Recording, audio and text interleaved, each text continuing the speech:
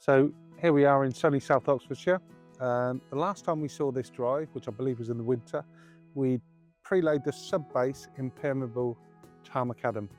And the reason why it was laid that early was because this was part of a bigger project. Having completed all the sub-base at the back, we then moved on to the side of the property where, as you can see, it's quite tight access. We put new edgings in, not right up to the fence, as you can see, just in case we need to get the fence out for the future. We then moved on to the back. And the reason why we had to do it in 2 hits is because we were working on another project at the same time. And this is the lovely porcelain patio that we created.